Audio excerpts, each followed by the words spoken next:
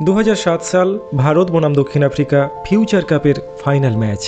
এমন একটি ম্যাচ যে ম্যাচে ক্রিকেটীয় লড়াইয়ের বাইরে আরও একটি লড়াই চলছিল, অহংকার বনাম সংযমের লড়াই। দক্ষিণ আফ্রিকান এক বোলার সেদিন সীমানা ছাড়িয়ে গিয়েছিলেন এবং ম্যাচের আগে থেকেই প্রতিনিয়ত অপমানে বিদ্ধ করছিলেন ভারতীয় ক্রিকেট দলকে। কখনো the prince of Calcutta Sourav গাঙ্গুলিকে, আবার কখনো বা নবাগত যুবরাজ সিংকে স্লেজিং করে তাচ্ছিল্য করছিলেন দক্ষিণ আফ্রিকান ওই বোলার।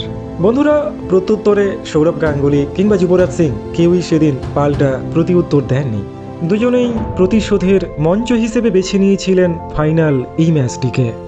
আর তারপর ম্যাচের দিন যখনই সুযোগ পেয়েছিলেন এই দুই ভারতীয় বীর যোদ্ধা প্রতিটি রান, প্রতিটি উইকেট নিয়ে অপমানের প্রত্যুত্তর ফিরিয়ে দিচ্ছিলেন সৌরভ গাঙ্গুলি এবং যুবরাজ সিং। তাই বন্ধুরা, সৌম্য অনফিল্ডের আজকের এপিসোডে আমরা শুনতে চলেছি এমন এক ঐতিহাসিক ফাইনাল ম্যাচের গল্প, যেদিন দক্ষিণ আফ্রিকান ক্রিকেটারদের অপমানের জবাব লেখা হয়েছিল দুই ভারতীয় যোদ্ধার ব্যাটের ব্লেডে। বন্ধুরা, সেদিন ভারতের অধিনায়ক রাহুল দ্রাবিড় টসে জিতে দক্ষিণ আফ্রিকাকে প্রথমে ব্যাটিং করার জন্য আমন্ত্রণ জানান। ম্যাচের আগের দিন থেকেই প্রবল বৃষ্টি হওয়ার কারণে ম্যাচটিকে 50 ওভারের পরিবর্তে 31 ওভারে নামিয়ে আনা হয়। ফলে বুঝতেই পারছেন, একটি ওডিআই ম্যাচ হলেও এই ম্যাচে টি-20-র ফ্লেভার কিন্তু একদম শুরু থেকেই লেগে গিয়েছিল। ম্যাচের শুরুতেই দক্ষিণ আফ্রিকার হয়ে ব্যাটিং করতে মাঠে নামেন ভ্যান উইক এবং বিধ্বংসী এবি ডিভিলিয়ার্স। বন্ধুরা, এবি ডিভিলিয়ার্স তখন সবে সবে আন্তর্জাতিক আঙ্গিনায় তার কেরিয়ার শুরু করেছিলেন, কিন্তু প্রথম কিছু ম্যাচের মধ্যেই ডিভিলিয়ার্স সারা পৃথিবীতে এমন আতঙ্ক সৃষ্টি করেছিলেন যা দেখে বিপক্ষের বোলাররা এবি ডিভিলিয়ার্সকে দেখলেই মনে মনে প্রমাদ গুনত। অন্যদিকে ভারতের হয়ে বোলিং শুরু করলেন জাহির খান। জাহির খানের প্রথম বলটি দুর্দান্তভাবে মহেন্দ্র সিং ধোনির দস্তানায় চলে যায়। দ্বিতীয় বলটিতে জাহির খান দারুণ একটা ইনসুইং করেন, কিন্তু ডিভিলিয়ার্স কোনো মতে ব্যাটের কানা ছুঁয়ে এই বল থেকেই প্রথম রানটি সংগ্রহ করে নেন। প্রথম ওভার শেষে দক্ষিণ আফ্রিকার স্কোর ছিল কোনো উইকেট না হারিয়ে 1 রান। দ্বিতীয় ওভারে বোলিং করতে আসেন অজিত আগারকার এবং এবি ডিভিলিয়ার্স অজিত আগারকারের প্রথম বলেই কোভারের উপর দিয়ে দুর্দান্ত একটা ড্রাইভ করেন দক্ষিণ আফ্রিকার ইনিংসের প্রথম বাউন্ডারি। কিন্তু ওই ওভারের পঞ্চম বলেই অজিত আগারকার ভ্যান উইককে এলবিডব্লিউ আউট করে ভারতীয় ক্রিকেট দলকে প্রথম সফলতা এনে দেন। মাত্র 6 রানের মাথায় দক্ষিণ আফ্রিকা দল তাদের প্রথম উইকেটটি হারায়। এরপর দক্ষিণ আফ্রিকার হয়ে 3 নম্বরে ব্যাটিং করতে আসেন পৃথিবীর অন্যতম সেরা অলরাউন্ডার জ্যাক ক্যালিস। বন্ধুরা, জ্যাক ক্যালিস এমন একজন ক্রিকেটার ছিলেন যিনি যে কোনো পরিস্থিতিতে যে কোনো ক্রিজে দুর্দান্ত ব্যাটিং করতে পারতেন, কিন্তু সেদিন অজিত আগারকার সম্পূর্ণ অন্য একটা মুডে ছিলেন। চতুর্থ ওভারে বল করতে এসে অজিত আগারকার দুর্দান্ত একটা বলে জ্যাক ক্যালিসের উইকেটটা একদম উপড়ে ফেলেন। মাত্র 8 রানের মধ্যে 2 উইকেট হারিয়ে দক্ষিণ আফ্রিকা ক্রিকেট দল তখন একদম দিশেহারা অবস্থায়। দক্ষিণ আফ্রিকার চতুর্থ ব্যাটসম্যান হিসেবে এই সময় ব্যাটিং করতে নামেন আরেক কিংবদন্তি হার্সেল গিবস, কিন্তু ইনিংসের পঞ্চম ওভারে জাহিদ খানের বলে এবি ডিভিলিয়ার্স সম্পূর্ণ পরাস্ত হয়ে স্লিপ অঞ্চলে সচিন তেন্ডুলকারের হাতে একটা ক্যাচ তুলে দেন। বন্ধুরা, এবি ডিভিলিয়ার্সের উইকেট নেওয়ার আনন্দে সমগ্র ভারতীয় ক্রিকেট দল যখন সেলিব্রেশন করছে, তখন তারা খেয়াল করে পাকিস্তানি আম্পায়ার আলিন্দার এবি ডিভিলিয়ার্সের এরকম একটা স্বচ্ছ ক্যাচ দেখার পরেও ডিভিলিয়ার্সকে নোট আউট ঘোষণা করেছেন। আম্পায়ারকে এমন করতে দেখে লিটল মাস্টার এতটাই রেগে গিয়েছিলেন যে মনে হচ্ছিল তিনি যেন মাঠের মধ্যেই আম্পায়ারকে থাপ্পড় মারবেন। যেহেতু ওই সময় ক্রিকেটে ডিআরএস ছিল না, তাই নিশ্চিত আউট হওয়ার পরেও ডিভিলিয়ার্স প্রাণ ফিরে পেলেন। কিন্তু দমে যাওয়ার পাত্র ছিলেন না জাহির খান। ওই ওভারেই তিনি আরও একবার ডিভিলিয়ার্সকে ফাঁদে ফেললেন, কিন্তু জাহির খানের কপাল মন্দ ছিল। গৌতম গম্ভীর একদম সহজ একটা ক্যাচ মিস করলেন। পরপর 2 বল থেকে 2 বার জীবনদান পান এবি ডিভিলিয়ার্স। বন্ধুরা, বোঝাই যাচ্ছিল এবি ডিভিলিয়ার্সের উপরে ভাগ্যদেবী আজ প্রসন্ন আছেন। তবে এত কিছুর পরেও 6 ওভার শেষে দক্ষিণ আফ্রিকার স্কোর ছিল মাত্র 13 রান 2 উইকেটের বিনিময়ে। ক্রিজের মধ্যে বল দুর্দান্ত সুইং হচ্ছে দেখে রাহুল দ্রাবিড় এবার বোলিং আক্রমণে নিয়ে এলেন the prince of Calcutta Sourav গাঙ্গুলিকে। সৌরভ তার ওভারের দ্বিতীয় বলেই এবি ডিভিলিয়ার্সকে মহেন্দ্র সিং ধোনির হাতে ক্যাচ আউট করিয়ে ভারতীয় ক্রিকেট দলকে 3 নম্বর সফলতা এনে দিলেন। বন্ধুরা, এই ক্যাচটি এতটাই ফেয়ার ছিল যে আলিন্দার চেষ্টা করলেও এবি ডিভিলিয়ার্সকে আর বাঁচাতে পারেনি। এরপর পরের বলেই সৌরভ গাঙ্গুলি আরও একবার ম্যাজিক দেখালেন। ক্রিজে আসা নতুন ব্যাটসম্যান ডুমিনিকে 0 রানে leg before the wicket out করে দক্ষিণ আফ্রিকা ক্রিকেট দলকে 4 নম্বর ধাক্কাটি দেন সৌরভ গাঙ্গুলি। 28 রানের মধ্যে 4 উইকেট হারিয়ে দক্ষিণ আফ্রিকা ক্রিকেট দল তখন রীতিমতো ধুঁকছে। এরপর হার্সেল গিবস এবং জাস্টিন ক্যাম্প দুজনে মিলে কোনো মতে দক্ষিণ আফ্রিকার ইনিংসটাকে সামাল দিতে চেষ্টা করলেন। 19 ওভার শেষে দক্ষিণ আফ্রিকার স্কোর ছিল 4 উইকেটের বিনিময়ে 52 রান।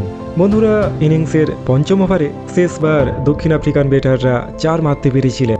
এরপর 14 ওভার অর্থাৎ 84 বল ধরে ভারতীয় বোলাররা দক্ষিণ আফ্রিকান ব্যাটসম্যানদের 4 মারা থেকে বিরত রেখেছিলেন। সুতরাং বুঝতেই পারছেন দক্ষিণ আফ্রিকান ব্যাটসম্যানদের উপরে ভীষণ চাপ বাড়ছিল।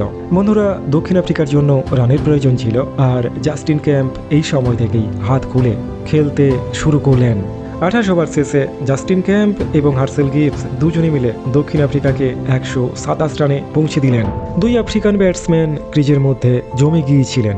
আর ঠিক এই সময় রাহুল দ্রাবিড় আরও একবার বল তুলে দিলেন জাহির খানের হাতে, এবং বল হাতে নিয়ে জাহির খান একটা দুর্দান্ত ইয়র্কারে হার্সেল গিবসের উইকেট একদম উপড়ে ফেললেন। গিবস এবং ক্যাম্পের মধ্যে যে ভয়ঙ্কর পার্টনারশিপটা ধীরে ধীরে গ্রো করছিল, জাহির খান বল করতে এসেই সেই জুটিকে ভেঙে ফেললেন। বন্ধুরা, এর ফলেই 30 ওভার শেষে দক্ষিণ আফ্রিকা স্কোর গিয়ে দাঁড়ায় 138 রানে। সবাইকে অবাক করে দিয়ে রাহুল দ্রাবিড় 31তম ওভারে বল তুলে দেন লিটল মাস্টার সচিন তেন্ডুলকারের হাতে। ইনিংসের শেষ ওভার বল করতে এসে লিটল মাস্টার জাস্টিন ক্যাম্প এবং অ্যান্ড্রু হলকে আউট করেন। 148 রানের মধ্যেই বেঁধে ফেলেন দক্ষিণ আফ্রিকাকে। অর্থাৎ ফিউচার কাপ জিততে হলে ভারতীয় ক্রিকেট দলকে নির্দিষ্ট 31 ওভার থেকে 149 রান সংগ্রহ করতে হবে। বন্ধুরা, বৃষ্টিবিঘ্নিত দিনে ক্রিজে অসম্ভব সহযোগিতা পাচ্ছিলেন পেসাররা। বল দুর্দান্তভাবে সুইং করছিল। তাই দক্ষিণ আফ্রিকার ভয়ঙ্কর বোলারদের সামনে দাঁড়িয়ে ভারতীয় ব্যাটারদের জন্য এই টার্গেট মোটেও সহজ একটা টার্গেট ছিল না। ভারতের হয়ে সচিন তেন্ডুলকার এবং সৌরভ গাঙ্গুলি ওপেনিং করতে মাঠে নামলেন। দক্ষিণ আফ্রিকার হয়ে বোলিং শুরু করলেন ভয়ঙ্কর ডেল স্টেইন। দ্বিতীয় ওভারেই মাখায়া অ্যান্টনির বলে little master Sachin Tendulkar 8 run করে আউট হয়ে গেলেন।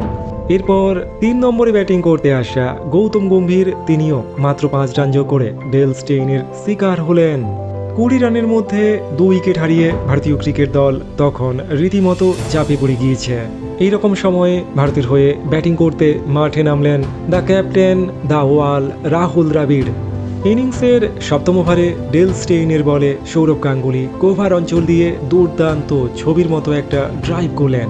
বন্ধুরা, এই শটটি এতটাই সুন্দর ছিল যে ডেল স্টেইন বিরক্ত হয়ে দাদার উপর গালি দিতে শুরু করলেন।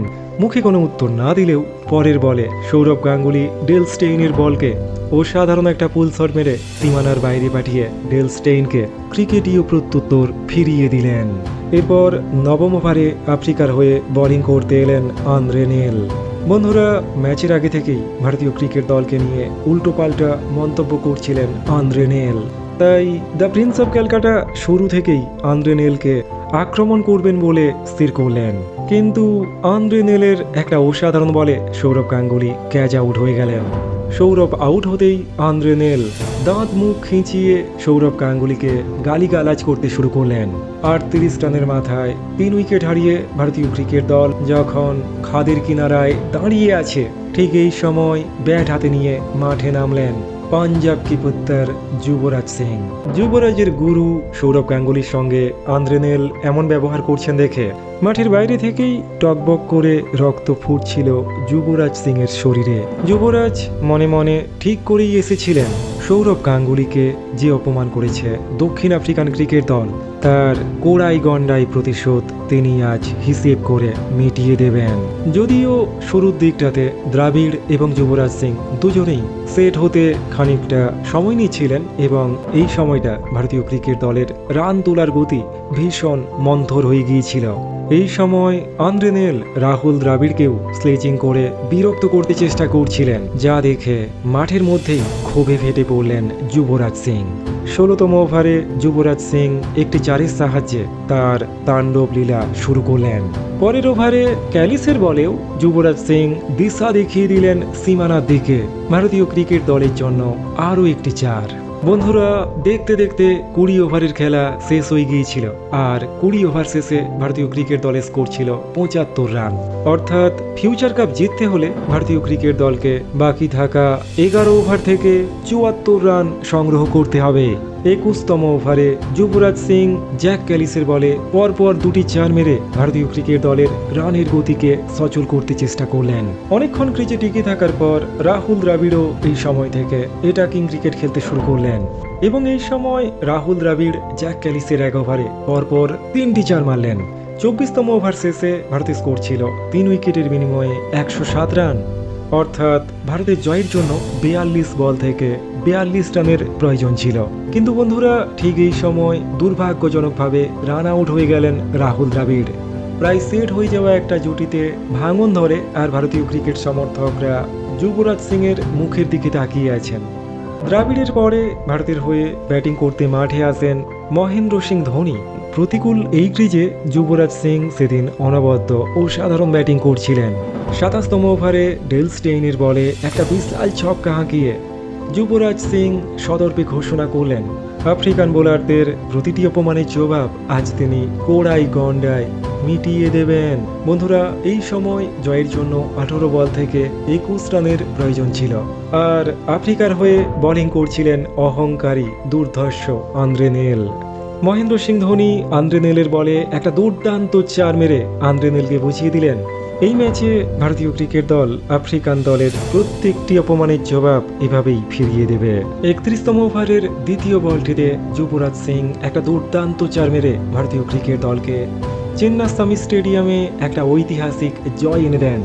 ভারতীয় ক্রিকেট দল 6 উইকেটে দক্ষিণ আফ্রিকাকে হারিয়ে 2007 সালের ফিউচার কাপটা জিতে নেয় এবং দক্ষিণ আফ্রিকান ক্রিকেটারদেরকে ভারতীয় ক্রিকেট দল একটা বার্তা দেয় 84 বল থেকে 61 রানের একটা ঐতিহাসিক ইনিংস খেলে অপরাজিত থাকেন যুবরাজ সিং। আন্দ্রে নেলের সমস্ত অহংকারকে চূর্ণ বিচূর্ণ করে দিয়ে ভারতীয় অধিনায়ক রাহুল দ্রাবিড় যুবরাজ সিংকে মাঠের মধ্যেই বুকে জড়িয়ে ধরেন। অনবদ্য এই ইনিংসের জন্য যুবরাজ সিংকে ফাইনাল ম্যাচে ম্যান অব দ্য ম্যাচ নির্বাচন করা হয় এবং লিটল মাস্টার সচিন তেন্ডুলকর এই টুর্নামেন্টের ম্যান অব দ্য সিরিজ নির্বাচিত হন।